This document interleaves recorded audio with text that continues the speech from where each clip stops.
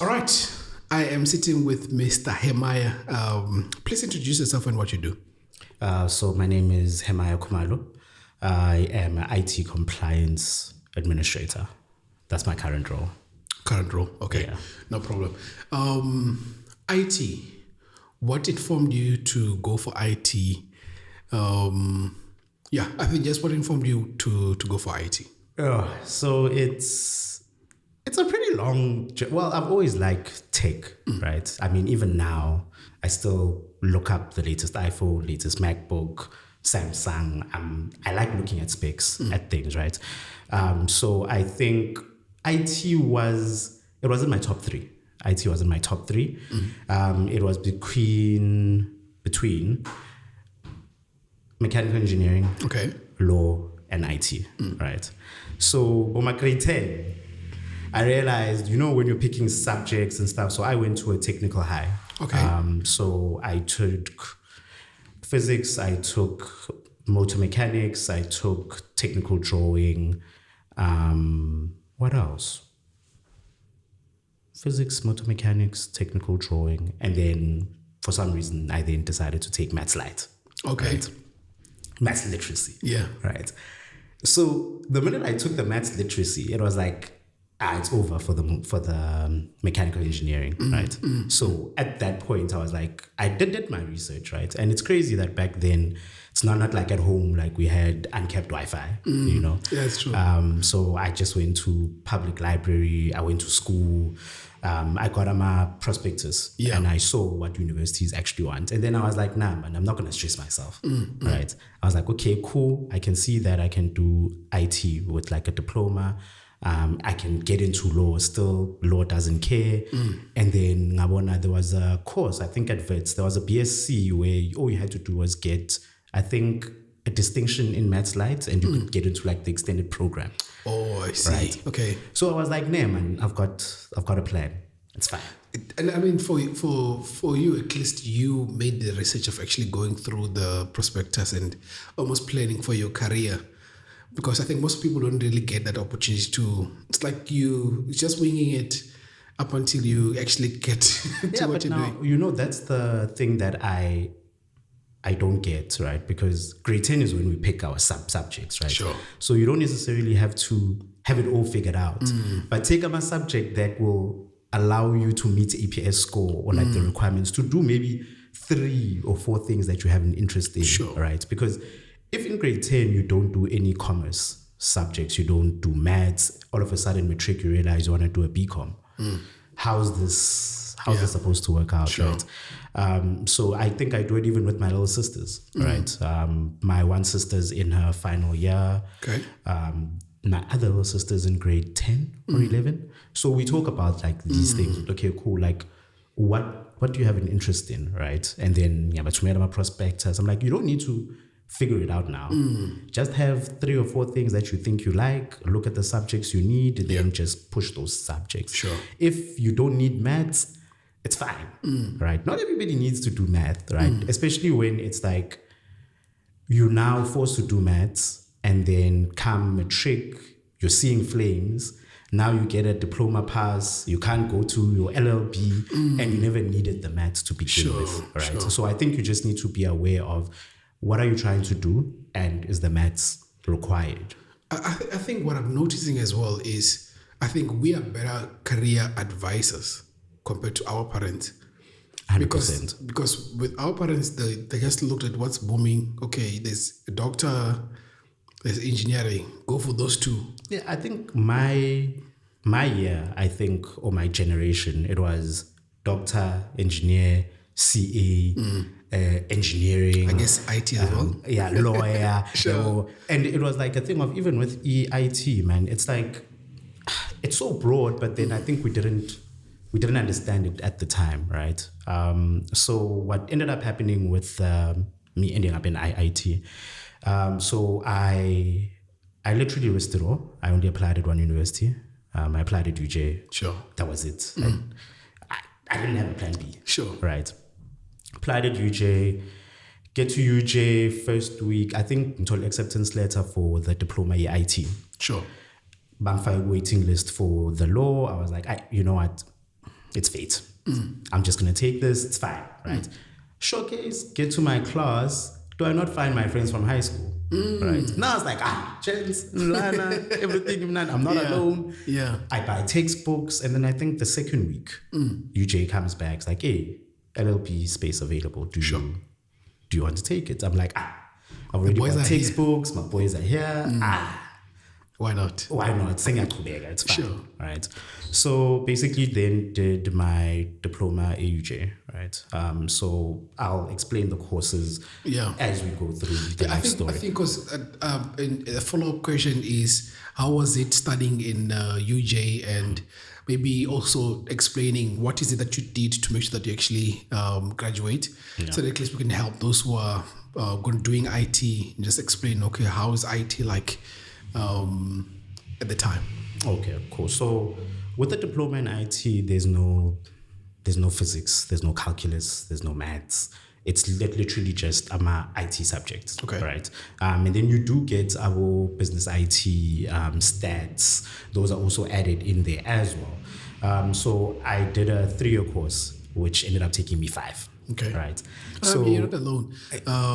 There's a lot of us who will go through those knocks, and they're important in terms of building character and also learning that this is this is not on, right? Because I think what happened with me is first year I was traveling. Sure. Right. So I'm from Benoni, Ewadville, to be specific. So I used to travel to school every day with my friends. But back then, UJ had like a campus in Davidson. So Esbamba Ibas back, basically side, then you can take a cab home, right? Okay. Exam was about Btech the whole way to UJ. Sharp. So I traveled that first year. I think the only module that I failed was programming, right? And I failed programming because, to be honest, right? I think the first semester, I understand why I failed, because the first semester test, I got 10%, right? And I got 10% because I went a tax rag, right? I went to tax rag. It's this event at tax, right? Okay, it's like it's like a freshers type of thing. Okay, sure. Here's your guy. I'm going to freshers. Because all of my friends all went to different universities, so that we could experience universities. Sorry. So what ended up happening was I go to tax rag. I go right, and then I'm like, okay, after the thing, the next day, we're heading home, right? I went past Joburg. So I'm like, I'm going to stop by campus just to see what's happening going on. Yeah, right? sure. How I get to the venue, bags are in front. Front. And then, I know, guys, get ready. You're writing test one. It's today. How bad could it be? Right? I was like, I mean, it talks about timing as well, being there on time. At least you wrote something. Yeah. Right. It's like, but I think it's like, it just shows that at the time I had poor management skills, man. I mean, I didn't know that there was a whole semester test. Oh, right? I see. Yeah, so I didn't study. Oh, so basically you were thinking it's like a year course where you don't have to do like semesters. No, so I'm sure at UJ every semester you have 2 tests. Finals, right? So you've got a semester test I2, then you've got a class test, then you've got an assignment. Okay. Then all of that, you just need to get 40% to qualify for the exam, right? So if you fail the semester test, you're already at a back foot because odds are you're not going to qualify. Sure. If you qualify with 40, exam would take a 60. Sure. Right? So that's basically the story of how I failed the programming. Yeah, sure. That was also an eye-opener with NEM and this programming thing. It's not for me. Yeah, I think what I've noticed as well is some of the reason why some people actually fail is that adjustment of knowing how the system for university works. Yes. Knowing how it's like a course outline actually. 100%. You need to have a course outline to know what to focus on per time. Because I think even for me it was the same thing, not knowing the course outline, how do the qualification marks. Because if you don't know that you actually have to qualify for your final, that means you just be flunking, thinking that you can just recover from high school. You've still got that high school mind, right? Sure. Of which, the whole year it's December, I'll come back. Yeah, right. Yeah. okay, I passed everything else. Sure. Failed that module, sharp. Where everything really goes a complete off-ramp is second year when I move on campus. To campus. Okay. Right? So most of my friends, we stayed off campus, right? So moved to the apartment second year. First semester didn't end. One day I just kept skipping classes.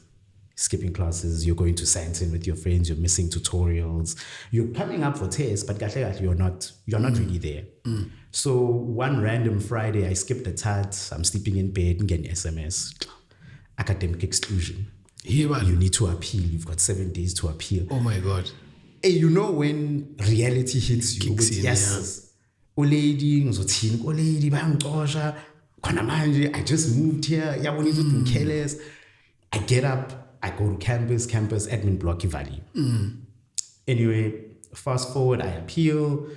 As I appeal, it eventually goes through, right? But the appeal process was basically you need to write some motivation letters to why they should take you back, right? And I think it was our dean. Our dean basically would shortlist some people that he wants to hear your story. The rest, Sure. So what happens when you get academically excluded is that you cannot come back to do this course, right? I don't know if you're banned from the faculty as a whole. You must just go pick a whole new course or what, right? Sure. So see the dean, he basically asked me, my man, I just want you to be honest. I can see first year you did well. What changed? Is it the girls? Is it the lights? Like what happened? Because he was very candid about it, right? And he was like, no, just be honest. Sure. Right. And I was like, honest. I'm like, hey, you know what? I got here. Everything got out of control very quickly. Right. And he's like, you know what, my man?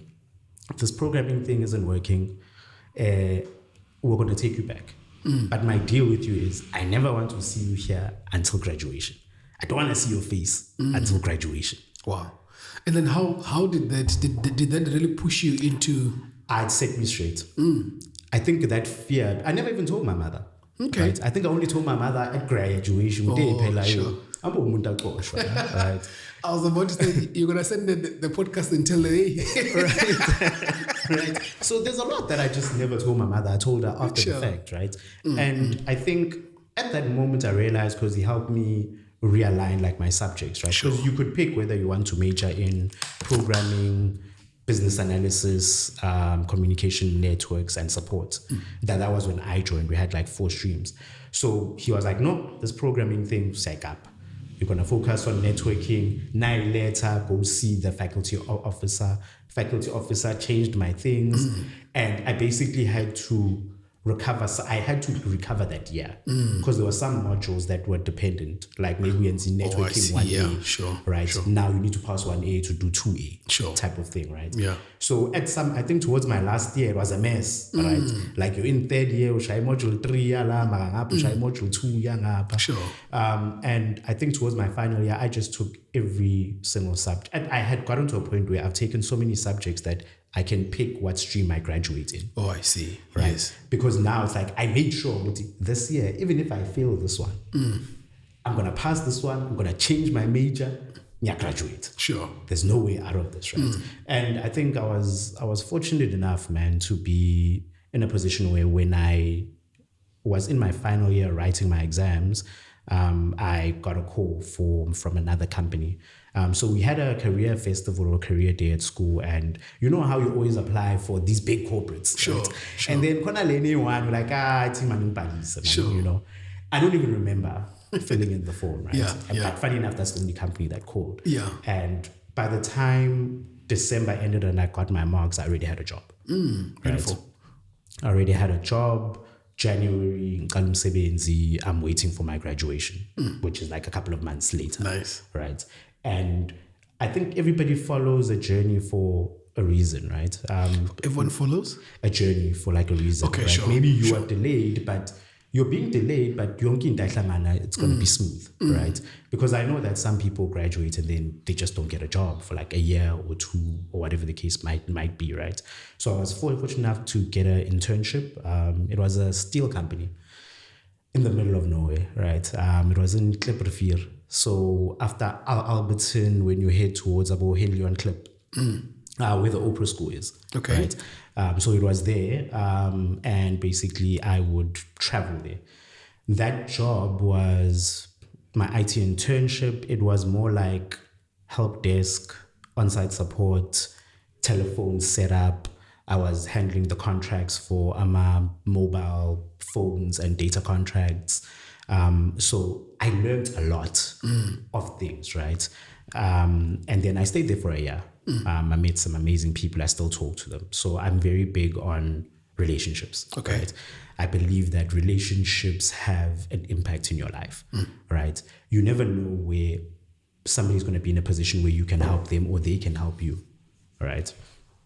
So while I was at that company, in Tlantla, the service manager who worked or was contracted to the steel company, worked for one of the big five IT companies. Sure. Right? So you know how law has the big five, audit has the big five, IT also has the big five. Sure. If you know, you know, right? So that guy, I was an intern there. I worked with him closely a lot. And he was like, no, man, you know what? Contractor kyaphela lana. What's your plan for next year? Right. So I'm like, I know, I got a job. Right. He's like, nah, man, cancel that thing. Come work for our company. All right. Just go on this day, go to this company, speak to this account manager, and have an actual interview. Quick question on that, right? To be called to come work with this person, was it more of because you had a good relationship with this person, or is it also the type of work ethic that you're putting in, so that I can just because the thing is, what I've noticed now, I realize that there are so many ways how people can get jobs. Yes. Right. You can be. It's like my previous guest. He was saying, like you, that he values relationships with people, and that helped him when the chips are down and they're looking for someone to blame. So he was saying, that your friend or your colleague who you are friends with, if they are managers, they can't be harsh on you, even though they know, like, okay, this is my boy. You can't. Nah, you know what? With regard to that, right? I feel like I'll bet you a bet. Okay. Right. When you mess up, even if you're my friend. Sure. If I'm not doing what I'm supposed to be doing, tell me. Sure. Right. We can be friends outside of this situation. Sure. Right. But it's like, if I'm your manager and we are friends, if we figure late for 5 days, I'm gonna warn you.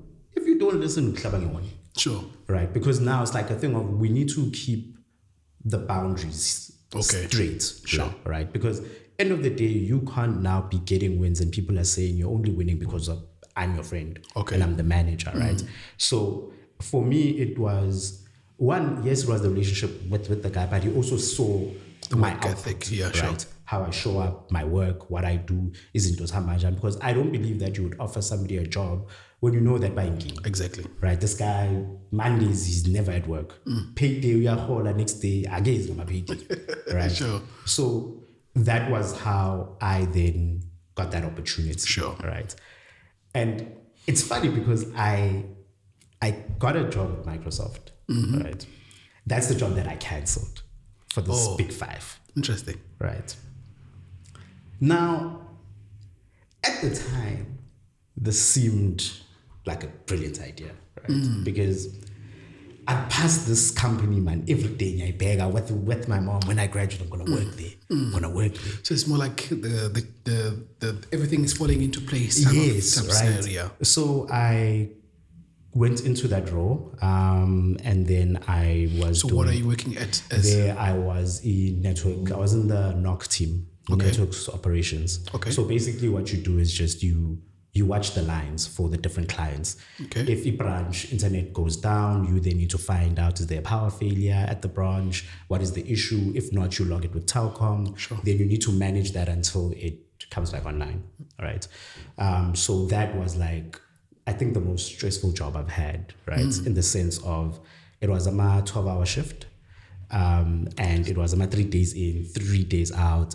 It's like the type of thing where when you go home, people are going to work, right? When you're getting into bed, the birds are chirping outside, right? Yeah. And it would also mean that on public holidays, when people must set up a braai, you need to go to work, right?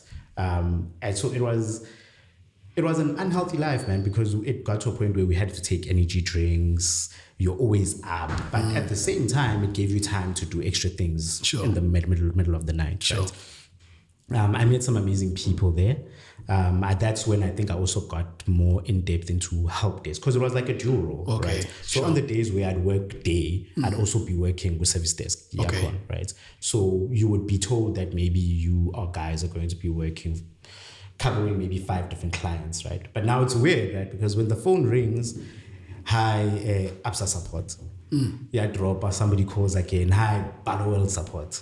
Right? Yeah, drop, hi, Anglo support. Right? For like example. So now you need to keep remembering all of this stuff, and you're working on so many systems for each of them in a different capacity. It sounds interesting, because you're saying that. So that means your company at the time, it's a company that works with all these big companies. Yes. And then you have the support for all of those companies, but then at various levels, right?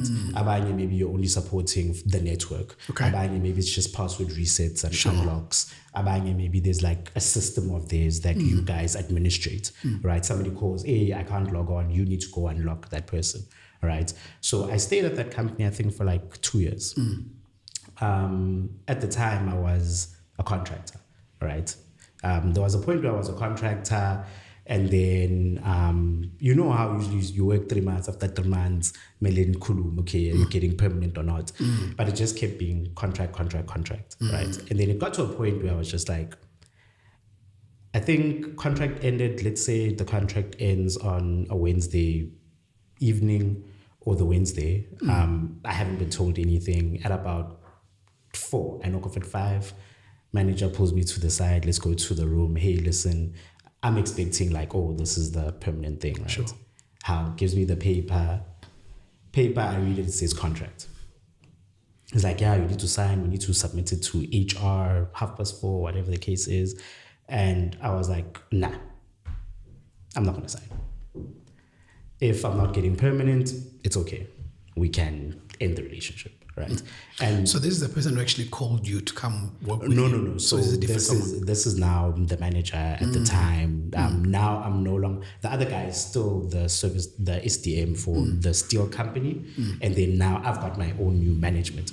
And the reason why I bring this up is sometimes you need to put your foot down, right, in corporate, because you will keep getting that 3 months. Njalo, you're anxious. Am I going to have a job come December? Am I going to have a job come March? Right? And I was just like, you know what? I don't have a house. I don't have a car. I don't have a child. I don't have anything. I've saved up a lot of money now anyway. It's fine. I'll just look for another job. Sure. Right? I think I was fortunate enough to be in that situation that, ngizohlala ekhaya.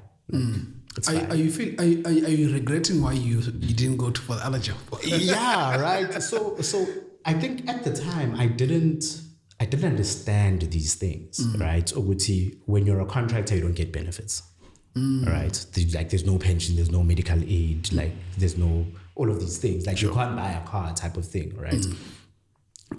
So when I put my foot down, a similar thing was happening to other people in my team. And effectively, we all just stood our ground. Okay. And how that ended was we got our permanent jobs. Nice. Right. And that's just to show you that sometimes when you stand up for yourself, it won't always work. I don't want people to, it's a calculated risk. Sure. You need to see, are you comfortable with it going left? Sure. If they don't give you this thing, are you okay with not having a job for the next couple of months? For you, preparation on your side, you had already made the preparation. Yes. But either way, it was not going to work, that kind of a relationship working in a company. Because I think there's a trend also as well that I've noticed. Companies don't want to give like interns recently now because we have less jobs.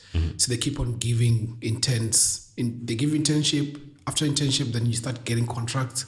After contracts, and just keeps on going.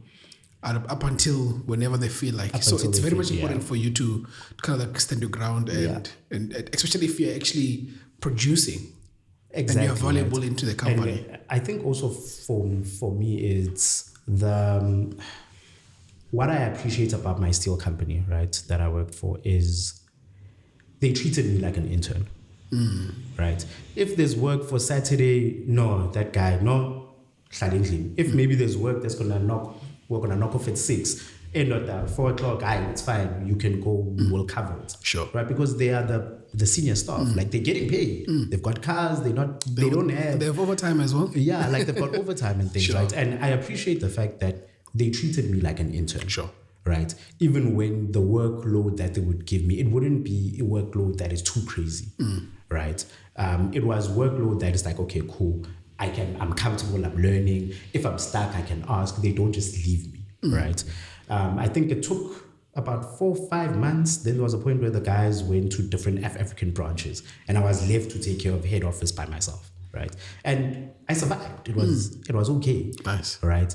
And I think that's testament to the leadership and the team that I had back then, right? Back then, yeah, sure. They taught me everything to a point where I was okay, right? There were a few things where now I'm stuck. I don't know what to do. I'm a way bill, I'm a track, I know who to call. I know what to fix. I know what we're doing. Nice. All right.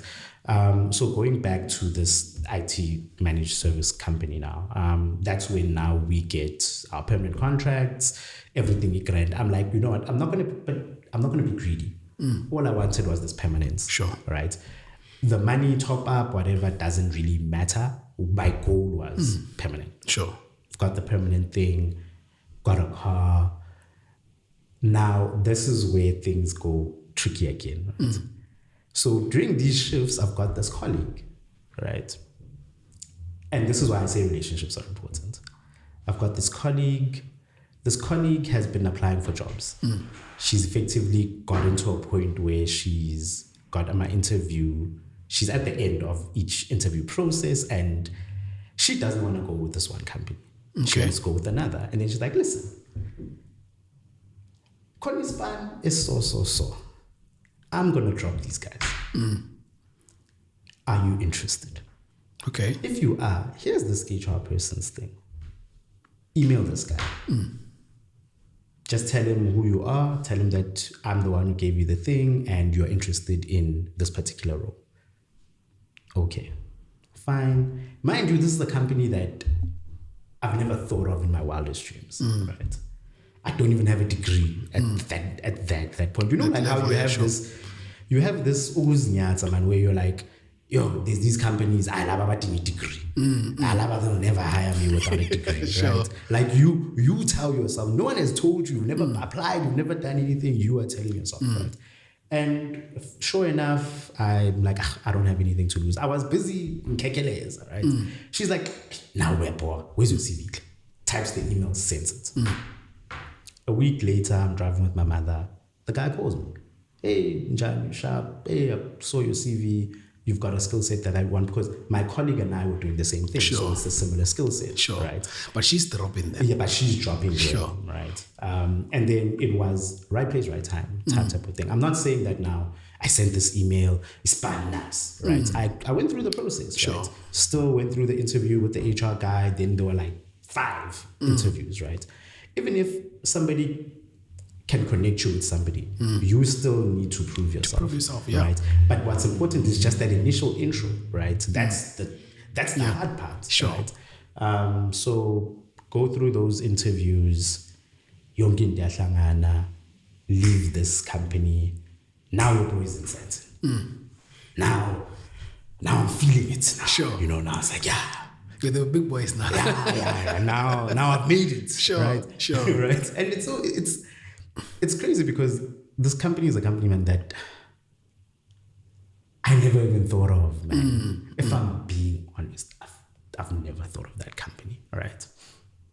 Showcase, get into this company. I spent internship, I spent a year. The knock one, I spent about 2 years. And then this one that I'm talking about now, I spent 4 years at that company. And I think that is where I learned the most, right?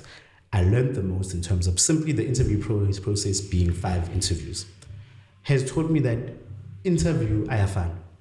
There's nothing to be nervous about. Okay. You get there, they don't know you, you don't know them. You introduce yourself, you say who you are, what you're about, and what you can offer. It's either they like you or they don't like you. Yeah. Right? You just show up on that day and you say everything that you want to say and leave. If you get the job, you get it. If you don't, it's fine because you're going to be attending other interviews. Right? So with this particular company, I did like 4 or 5. By the time I was done, every single time I'd have to repeat the same thing. It's just a different audience. Sure. Right? First time, HR. Second time, it's the team leader, your manager. Sure. Second time, it's your manager's manager, right? Third time, it's the head of department and the manager, right? So you've said this thing so many times that the script is in your head, right? So this company then also... Is it full? Oh, it's fine. So this company then also funded my degree. So this degree was a degree that I wanted to do, but I couldn't do at the previous company because of my 12-hour shifts. So this degree was going to be my Btech from TUT. Sure. And that was something that's done on weekends. You're at school the whole day. So now I need a normal 9 to 5 for me to be able to go on Saturday. Sure. Because if I try to do it with shifts here, the shift work thing, my leave days are money, right? It's not gonna. And you don't have those. It's not gonna work, right? So I went to this company. That is where everything changed, right? Because I'd been familiar with IT. There's programming, networking, support, BA. That's all I knew, right? So I worked for this bank. Okay. Right? Worked for this bank. And people love. So you're getting into security right? now and all now, that. Yeah. Now I'm in the bank. Now it's the first time I'm in a financial sector business. Okay. It changed my perception of money. You know how cool it is? It's like, yo, Putin, Tuscan house, Mercedes. Yeah, that guy's got money, sure. Right? Once you start working at these banks and you start hearing these figures, that's when you realize with the eye. Some people were playing checkers, others are playing chess, right? And it's very different, right? And I think the reason why I also liked the working in Santon was you got to see this difference every day, right? You see that Lamborghini, you only see Uma music video, right? You see these houses that cost like 8 million or whatever the case might be. And that changes your perception of what you want, right? What you feel is now achievable. Sure. So at this organization, then basically it was service desk, but the service desk was split, right? There was a bandu that answer my phone call, there was a bandu that deal with the email tickets, and then there was the access management team. Okay.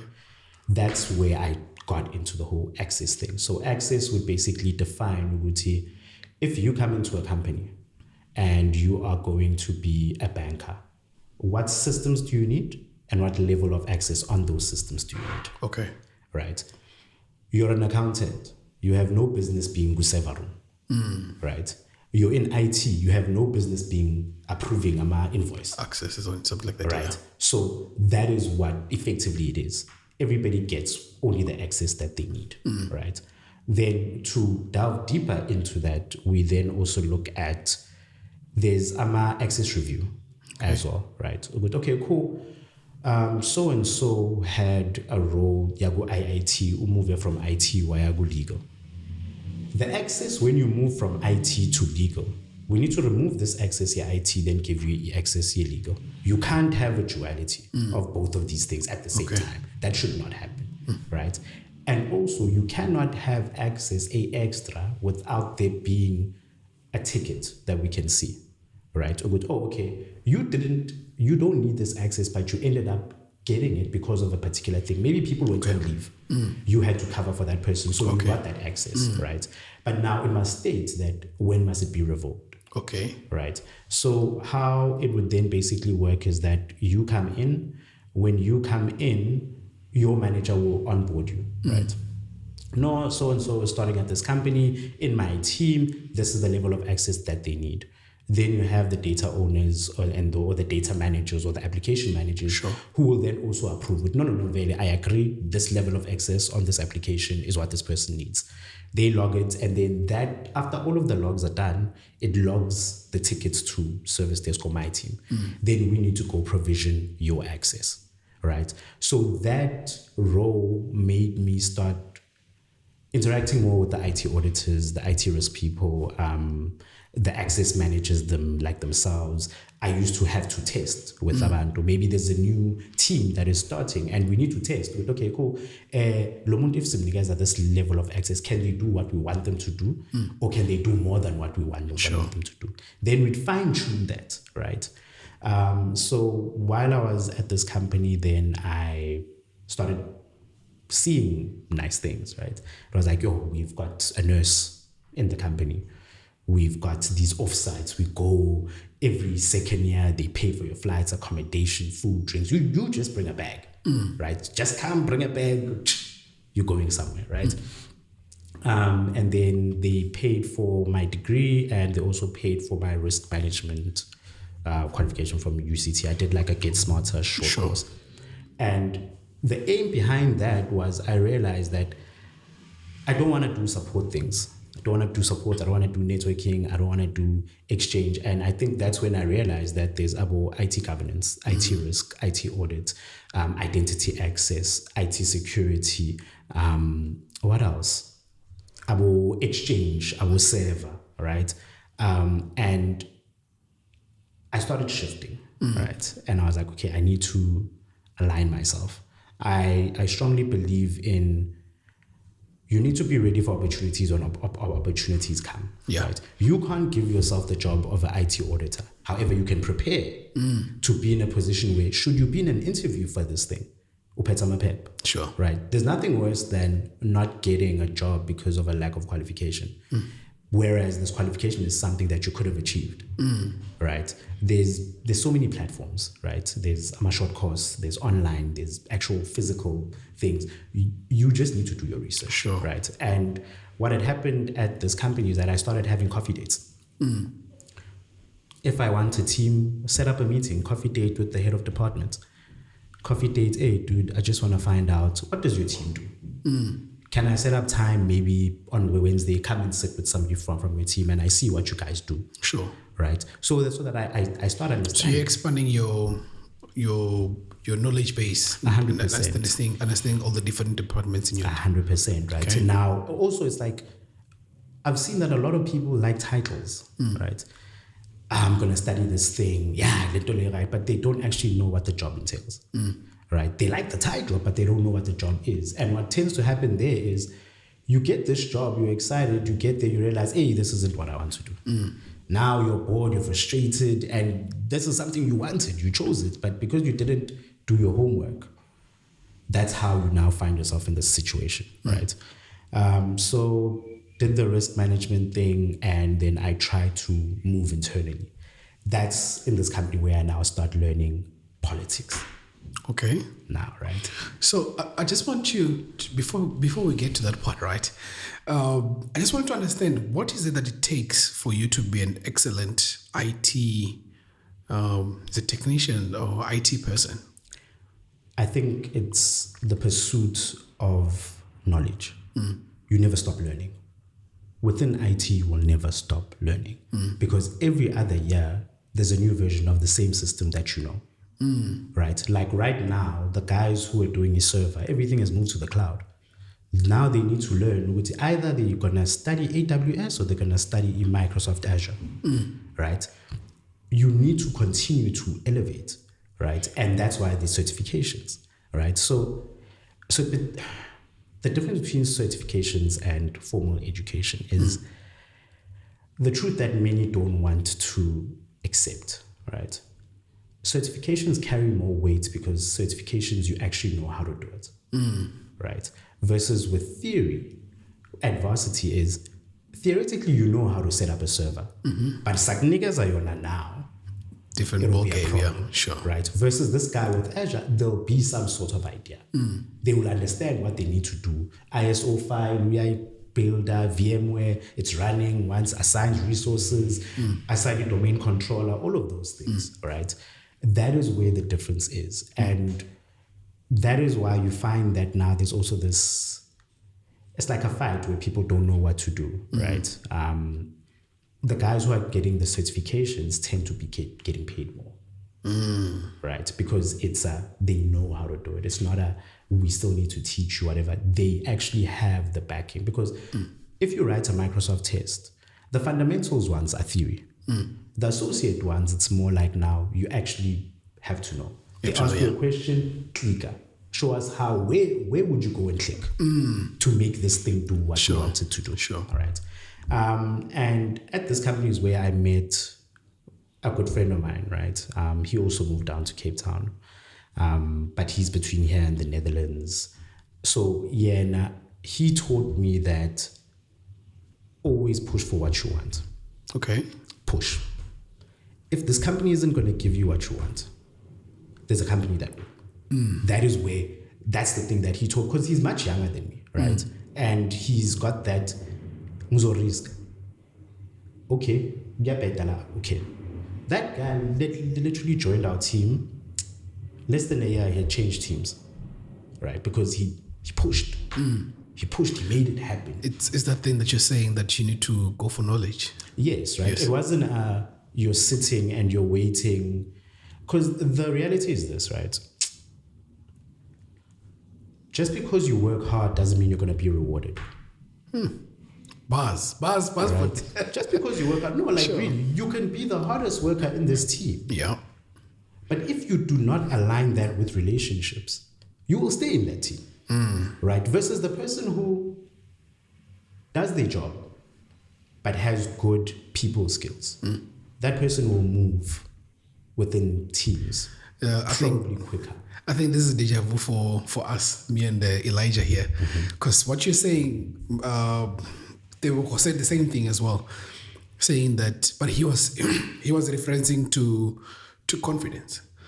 You can be the hardest working person, but if you don't have confidence to knock on the right doors at the right time, you won't be rewarded for that. And I think I like the fact that the theme is actually continuing, so that at least someone knows that it's not just the hard work. There's also the people skills that's required to be able to move around. And I think it's a beautiful thing to know, man, because to be honest with you, I think you're coming from Joburg, and coming here, you realize that Cape Town is quite slow, and they're not pushing the way that no, it's life here is more slower, but not in a bad way, right? Joburg freeway, everyone's in a hurry. Lana, you find somebody who go fast lane driving at 60. I mean, there's even like a speed sign in Chelwood 80. Go fast lane 80, and it's like, hey man, and then 80 freeway. What's going on? Right? Sure. So I think it's Cape Town, but I'll touch on Cape Town, how it's changed my view as well as we go, right? Okay.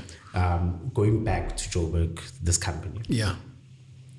Now, so you're getting into the politics now. Yeah, now it's the politics, right? Yeah.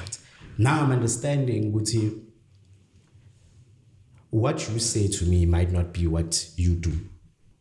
Interesting. Right? It might not be, and I'm not gonna go into specifics, but it's like, as a person, you need to look out for yourself. Right? No, I think don't trust in the fact that somebody will look out for you. Oh, I get it, yeah. Right. I can say, Guti, yeah, you know what, I'm doing my best. I'm trying to get you into rooms with these people, and I might be lying. Right? And I think with that company, what had ended up happening was, even when I say be courageous in your conversation, funny enough, this company had a theme or a campaign about courageous conversation. And it's like, even when it comes to money, speak up. Speak up. If you're not happy, tell them. I know, you know what, this thing, yelling man, no, it's not aligning. This is what I have. This is the market. Nah, we need to talk about this thing. Right? And they'll either say yes, they'll either say no, but you keeping quiet and thinking, if I work hard, they're going to say, yeah, next year you're getting 100K increase. That's not going to happen. And I think that's big corporate systems. Because in small companies, you don't have those kind of setups where small companies can actually just sit down with their boss and say, hey man, you can see I'm putting in the work. And then actually your hard work is actually easily noticeable compared to a big corporate, right? Sure. Because you're part of a bigger engine, right? You're just the lever in like the greater aspect of things, right? And I think when I worked for this company is when I realized that as an IT person, I don't like working in the IT industry. Interesting. Right. So as an IT person, when you work in all these other industries, you're going to make money, right? Versus if you work for an IT company, dude, you're no different to the other guy. Everybody here has got an IT qualification. They can do what you can do. If not, we can get talent that can do what you do. I'm not saying that if you work for a bank, it's not the same thing, but it's just a bit more different. Sure. Right? And that's when I got my first bonus. I got my bonus where it's like, hey, boy, bonus. I was used to about 18 check, you know. Now I was like, hey, couldn't buy busy bonus. That's, I think, the first time I got a bonus with that company, FNB froze my account. But now, I fund now. No. I fund now. Sure. Hey, what's going on? I had to give them like the letter. Hey, no, it's a bonus. Oh, all right, sharp. Bye. Where can you be? Look, right. That was the first time now I started seeing, hey, man, these financial institutions, man, there's money here. Something's happening there. Something's happening. Sure. Right. Anyway, company push 4 years. I try to move around. That doesn't happen, right? For various things, it doesn't happen. Ultimately, lockdown happens. I meet my partner, right? Lockdown, very fast life. You're expecting a baby. No. Right. Lockdown was the baby making time. Right. No, but it's crazy because I know she stayed in Cape Town. I was in Joburg. Oh, I right? see. So yeah. It was we really saw each other kanjalo, right? And then that's what informed the decision here, Cape Town. I'd never thought of moving to KK. Sure. I mean, like in Joburg, the good thing about Cape Town now, it seems like it's actually changing in terms of paying. Because what I've noticed is because Joburg was paying more, but it seems like Cape Town now it's actually getting more people from Joburg because more people from Joburg are moving this side because of better opportunities. Yeah, because I think the perception or the narrative that I want people to dismiss, don't believe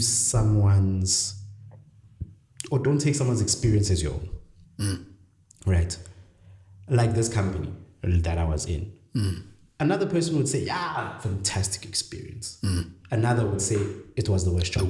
Sure. Right? Because that's also dependent. What team were you in? We can be like different the same managers, company, exactly, right? yeah. I can be in one team, you can be in another. Your manager, I'll say sharp. My manager, maybe it's not a sharp guy. My experience, therefore, is not the same as your experience. Definitely. Right? Meaning in terms of money, same thing. Maybe Lorna, when they speak up, the manager actually does something. You speak up, your manager doesn't. We can have very different experiences with the same company. Okay. Right? Now, fast forward, Cape Town, I've never thought about it. And I always see these TikToks, man. And it's people perpetuate stuff that they themselves have not experienced, right? Somebody will say that, when you work in Cape Town, the racism, whatever. It's like, don't let that experience, this guy. I'm not saying it didn't happen to the guy, but don't make that inform your decision of whether or not you should move. Move. If you get better, you can pack your bags and go back. Yeah. You're not tied to staying, right?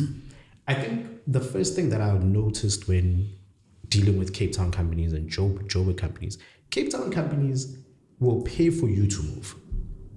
Interesting. Right? You will move here, they will pay for your moving costs. They'll pay for your car to get shipped down, they'll pay your 6 months rent, 3 months rent, whatever the case is, they will pay and still pay you, right? Versus in Joburg, if I got a job in Joburg now, they wouldn't pay for my move. It's very unlikely, right? The only time I've ever heard of such things, people moving to certain Cape Town companies, right? So what had happened with me moving to Cape Town was, like I said, my partner needed to be closer, right? Literally applied for the job. I was applying for jobs like crazy. Apply for the job, and this is where relationships will come back into effect. Apply. This lady from this company, from HR, calls me, right? Hey, listen, we've got this company. I think maybe this was like November, December. Hey, we've got a job. It's so. You qualify. You're a great fit. I like your resume. We talk. And it turns out the job is a contract job. And I'm like, hey, man, I've got a permanent job. not going to leave a permanent job for contract. Full Exactly. mid-COVID. I'm not going to do that. Right. But anyway, thank you for considering me. Sure. Right. Your company is great. I would have liked to work for it. And we had a nice ending cordial, to like the conversation. sure. Right. 2 months later, same lady calls. Hey, how are you? No, sharp. Hey, man, are you still in the market? I'm like, definitely, I'm still in the market. She's like, listen, the position has now become a permanent position. Would you be interested? I'm like, definitely. Have the interview process, go through it. Like I said, because of the previous company, like my interview I5, now this interview is like, I'm just doing Once off, yeah. Yeah, it's like, again, I remember in teams with the phone sitting. I'm there, do this thing, psychometrics stressed me out, psychometric test, I'm worried, hey, am I going to get this job? I'm not going to get this job. Fast forward, night job. Night job, you're going to start, think March, April. All right, HR person is telling me all these things. Hey, we're going to pay for your move. Do you want to stay at our apartments up until you get your own place? Whatever the case might be. I start looking for, mind you, I visited Cape Town on holiday. I don't know these suburbs. You don't know the suburbs. I don't know these suburbs. I don't know which suburb you're right, which one you're wrong. Yeah. I literally went onto Property 24, found a place, spoke to the agent who then showed me the place via WhatsApp video call, paid a deposit, and hoped for the best. Wow. Hoped for the best. Took Izito, put them in the car, drove down. All right. At that point, my partner was staying in the Northwest, so we came down together. Come down, okay, cool, in our corner, find out that, because I didn't use the money for the move, that money can be used to pay my rent. All I need to do is just give them my lease, then every month I'll just submit. Then they will pay me that rent money into my pay. Okay. Malia corner ends up becoming money that I can use to pay for the birth now, right? I know into grand. This company now, I get there, it's basically a service desk / access manager role. It's like a blend, right? Because you create my business role, Okay. Get to this company now. This is me moving to Cape Town. Yeah. Leaving Joburg, get to Cape Town. I literally only know my manager, the people I work with. That's it, right? It was frustrating. For like a while, I was like, So are you being frustrated being there at the no, company? I'm being frustrated with moving provinces. The company is great. Oh, okay, sure. Now now you're used to, a very simple thing. In Joburg, I'm used to, I can renew my license disc at the post office. I get here post office, but we don't do that in this province. So now, how must I renew this disc? That's, I'm going to change the number plate. Sure. I'm going to change this thing. I don't want this admin. Right. And I didn't want to, but it was a thing of every single time I drove, the cops would stop me. Right. Hey, we are Lula, but GP was.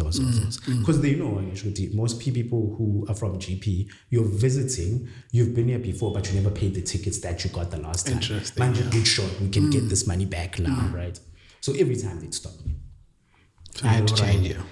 Cool, push at this company. Company was great. It was really nice. The manager was nice.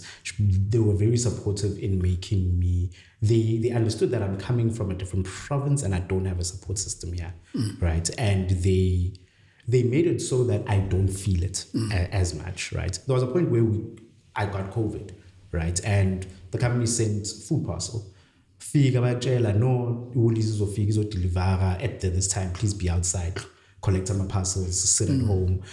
The company is great. Taking care of you. Yeah, they were taking care of me. Right. Then that's at this company is where I start doing my certifications. I'm doing them. I'm snapping them out now. Right. Because I'm like, Sure. Right. I think I did 3 certs like back to back. Right. I think that's when I did the Azure fundamentals, then I did security, compliance, and identity management. Then I got a cybersecurity cert from ISC, right? So we'll touch back again into these certs. All right, sharp, get the certs. Again, at this company, I believe I'm in a role. Continuous I'm here for growth, a year. yeah, sure. After a year, I must see some movement here. If I don't see movement, I start applying. Okay. I don't believe in this thing of, I've never gotten a long service award. You've never gotten a long service award? Long service award. I've never. And I think the idea is when you move around, it's another way of actually getting more pay as well. 100%. Sure. So okay. Here's the question that I want to ask.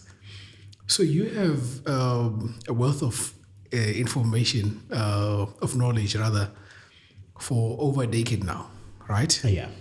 So what is it that is your greatest accomplishment in your IT? But I think before you answer this question, the question I wanted to ask is, what is IT? If you were to put it in like a brief and just to explain, what is IT and what are the different avenues in IT? So that someone who's understanding, they have an idea of what IT is. So IT is what is making your life simple. It's your everyday thing. Right? And I say that because banking, just for you to have that banking app, there's so many teams and different professionals who had to come in to build that, right?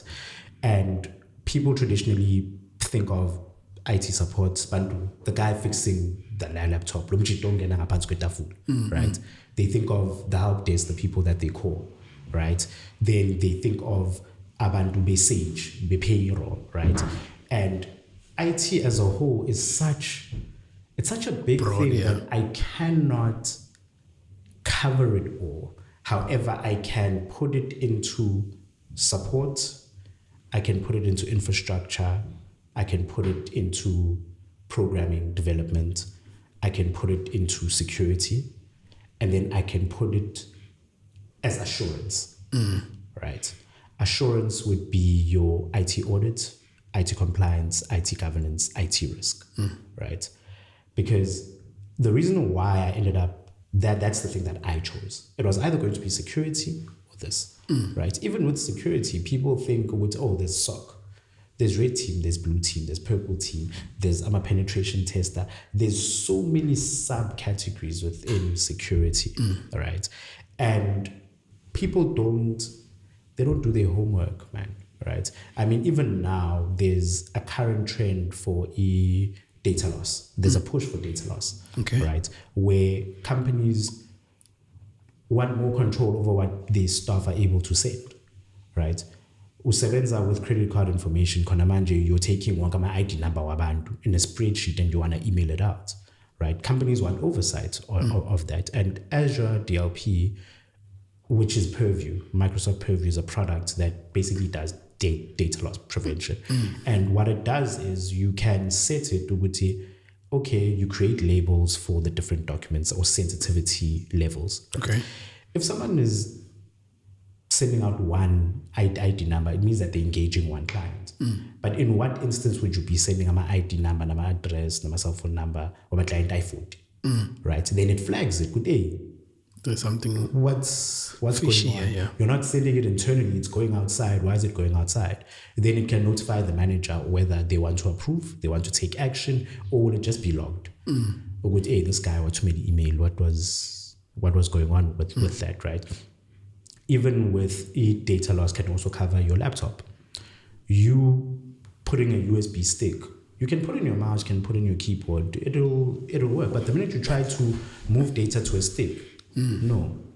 Melutol approval. Why are you taking something from our PC? Computer, sure. Right. So a lot of people also don't seem to understand. I mean, whenever people at work log onto a computer, there's that screen that's got the acknowledgement where every time they see it, they just click accept, right? And people don't realize that there's a lot of things that you're agreeing to that you might not necessarily know. The terms and conditions. Yeah, like the terms and conditions of you using this laptop, right? Sure. And people tend to want to use their work laptops for personal things, right? Next thing, can I watch Netflix on this thing? Why would you be watching Netflix on the company laptop, right? Because all it takes is somebody clicking on the wrong link, downloading a wrong file, and the company basically, it's a mess now. Right, you've gotten a virus. This virus has gotten onto the network, all because you wanted to download a torrent for the latest Avengers. Right, sure. So it's it's about educating abantu, right? So what had happened was I became more focused on the assurance parts and security, like I said, and I wanted to move away from support. Yeah, like getting phone calls, getting an email. I wanted work that ends. I wanted work that ends, Sure, right? sure. Not in a bad way. I just didn't want the thing where you're on the clock. There's no work, but you have to sit there. Okay. You can't leave because you are waiting for a what if something comes through. Yeah. Right? You don't have that luxury of being like, oh, I'll just pack up, I'll go home. Whatever happens, I'll see it and then I'll sort it out tomorrow, right? That's when I started looking for IT audit, started looking at ISACA certifications. And then I realized that with the ISACA certifications, there was no point in me doing something like a CISA, which is basically a certified information systems auditor. It's a certification you need to be an IT auditor, or one of rather. I can't get that certification unless I'm doing that role. I need to have, I think, about a year's experience, whatever. So you can write the exam, you'll pass the exam, but you won't get the certification. Okay, so you still But have to the work. exam will only be valid for a year or two. If you don't get this experience, you'll have to go back and rewrite. And this is expensive. Sure. Right? So that's when I started saying, hey, you know what, I need to readjust like my plans. Then they started having fundamentals where you can get the certification, you get it, it's like a certificate. And then you can basically do IT risk, you can do security, you can do audits. So if you look at most of the people who are in the risk space, audit space, whatever, they'll generally have a CISA, C-Risk, or a CIMA, or they'll also have maybe an ISC certification, right? And what that does is it creates assurance, man. Oh, this person knows what they're doing. Okay. Right. So there's like the more certificates you have, you call them sets. Yeah. The more certificates you have, the more confident they have with you being able to do the work. Like you explained, like theory and X certificates are two different things. Sure. Right? So they've got that assurance, but no, you know what you're talking about, right? And the reason why I did the risk management course was when I want to move to a risk space. But we can see you don't have experience. But no, sure. No. I've got the basics. Here I did this course. You must show initiative, right? Good sharp. You don't have the experience, but what are you doing to cover this? Yeah, sure. Right. What are you doing to cover this gap? Right? Because you can tell a lot by a candidate by the way in which they move. Right. It's a thing of, okay, cool. You want this role, but how have you prepared yourself for this role? Yes, you can now log on and be an auditor, but what qualification did you pursue to make us believe that, you know what, we can give this person an opportunity? Yeah. All right. So it's that, and then how I got into compliance was the friend that I mentioned had also tried to navigate me in a way for me to get a job at his company, right? Again, interview process. So you're moving from this one that you came here in Cape Town to a different one? Yeah, so I moved down to, so this company was financial investment company, okay. Right? And then I was moving now from this financial investment company to an IT company. Okay. Right. Remember what I said about you said IT companies? Yeah, sure. I'd never heard of this IT company. However, they are the biggest software provider for all of the financial institutions that we use as South Africans. Okay. Right. But I just never heard of them. Yeah. Right. That interview was in 1 week. 2 interviews in 1 week. It's the most efficient recruitment I think I've ever experienced. I got to pick my own equipment. It's not a big company. It's not a big company. Right? Sure. It's for the first time in my life I was asked to pick, do I want a MacBook or do I want a Windows? Do I want 2 screens or 1 big screen? Do I want a wireless mouse or not? Like it was the first time when options, I was like, I get to pick, right? Sure. And then they were like, no, you get to pick because we need to give you the tools that you are most comfortable with for you to be efficient. Sure. We can't just say so Windows, but you are comfortable with Mac. Sure. Right? Or vice versa. Right? And with this company, it again reaffirmed this thing of it's an unfortunate thing, but majority of the time, the company that you work for, the guys that see you every day doing the job, the ones that know your work ethic, versus a company that interviewed you twice or 3 times. The company that doesn't know you is more likely to give you an opportunity of growth than you are to get it in your own existing company that you've been working for. Okay. All right? Yeah. You are applying internally, it just doesn't work out. There's various things like maybe it's a qualification thing, it's a business thing, it's whatever the case might be, right? But you are not growing within your company. You apply for the very same role in your company, they're like, you lack experience. You apply for it in an outside company, and they're like, okay, sharp, so I will teach you. Sure. Right? And it's like, hey, man, these guys don't even know you, but they're willing to teach you. These guys know you, but there's still that hesitation. This is the politics side of things. I don't really know how to label it, right? Because to me, it doesn't make sense to spend so much to get candidates simply for you to lose them to another company, right? Like, I mean, you paid for this person to move, you're paying for their accommodation, then some other company just, hey, you're already in Cape Town, hey, good shot, come through. And then that's it, right? And I've also learned that sometimes you always have to separate business from personal, right? But it's very hard, right? Because when I left the company I was with, the bank that I was with, to come to Cape Town. The IT. Oh, sure. To come to the Cape Town investment management company.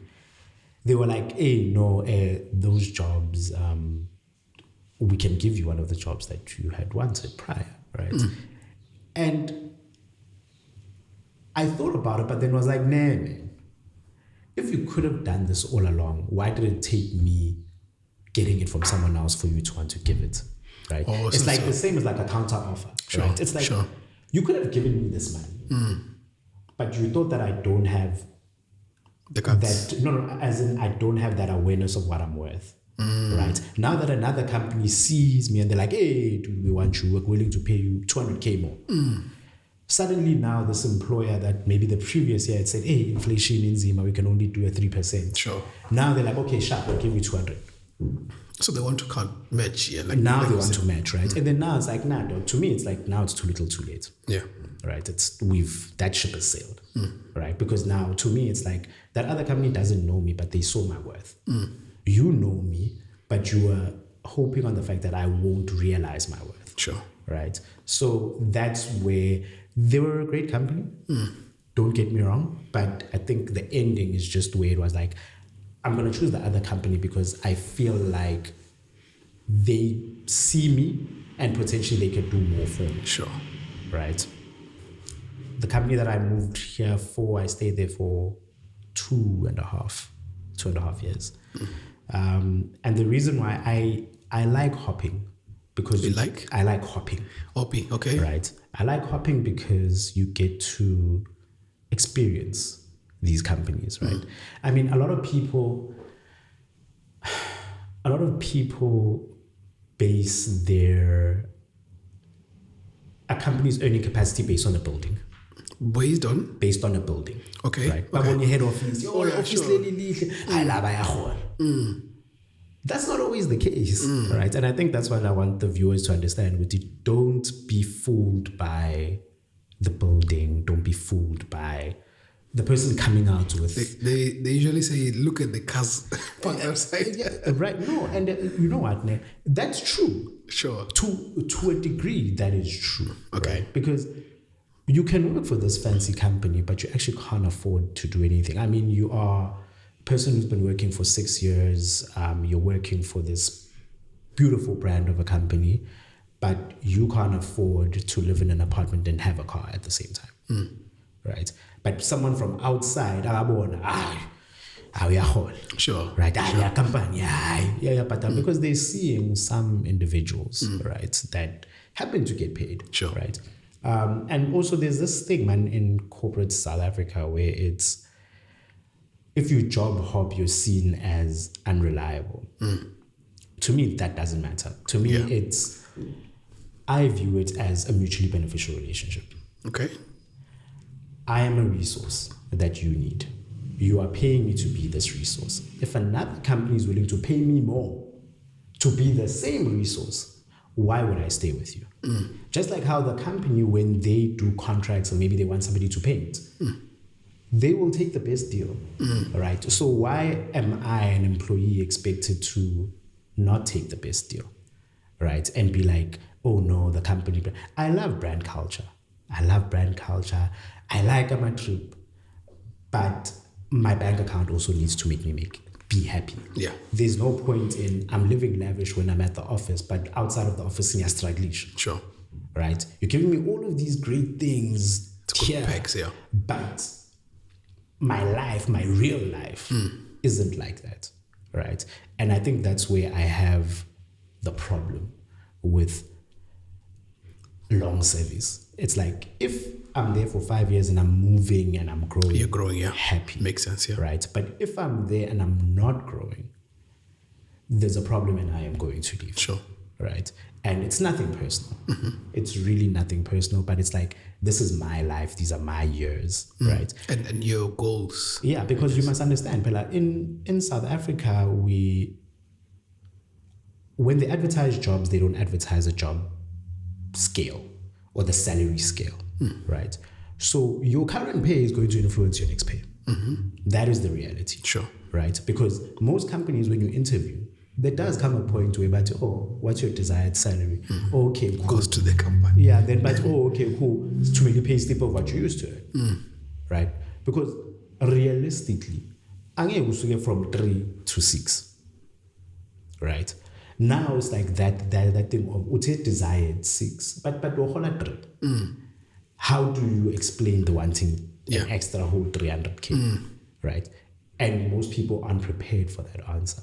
It's just that it's because of me, right? But you must be able to say, no. Keep points. I started at this company. I earned this much in the last 2 years. I've done my masters. I've done my certification. I've done my project. That's all. I yield the output. I've saved the company X amount of money. Sell it, right? You might get it. You might not, right?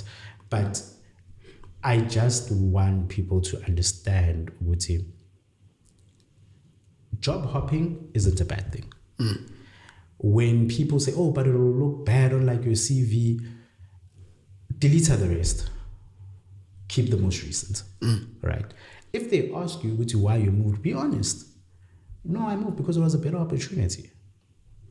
Oh, but now it shows that when you just moved because of money. And it's like, at the end of the day, it's about growth and it is about money, right? Just like how the company is operational. Why? Because they want to make money.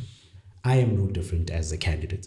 I am working because I want money, right? And there's nothing wrong with it, right? Because at the end, it's like there's this, it's like emotional blackmail, man, of, hey, but the culture, we've got a great culture. Yes, that's fantastic, but I can't buy a house with culture. I can't pay my kids' school fees with culture. Yeah.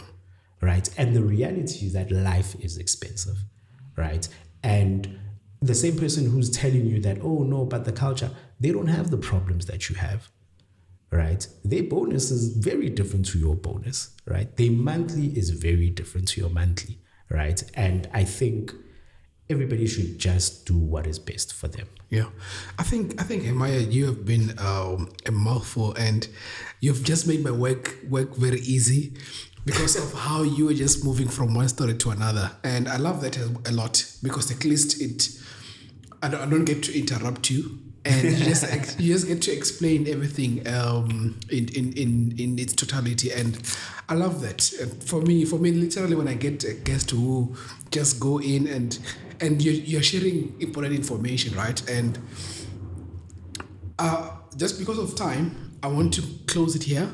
Yeah. But I think definitely I'll have to listen to this back and just have follow-up questions, because I think you were touching on a lot, things like sets, diving deep into job hopping, like just kind of like having a full understanding of how it affects. Because, like you were saying, I think each and every topic that you were touching on, you were giving the pros and cons. Yeah. Of whatever what do you call this, whatever topic that you're talking on.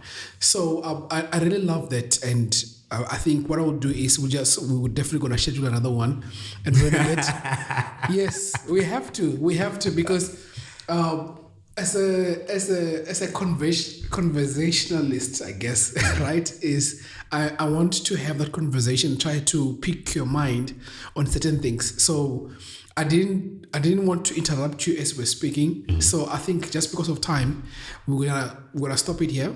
But before we stop, we're gonna get to the one question I always ask my guests is, Can you please give advice to someone who's listening to this podcast and those who are aspiring to be IT technicians? Because I think you guys say I am an IT what do you call this? I'm an IT graduate who specializes in support, something like that. Yeah, so I think for me now, I do compliance, right? Compliance, so yes. It differs, right? I think I'd say that always do your homework.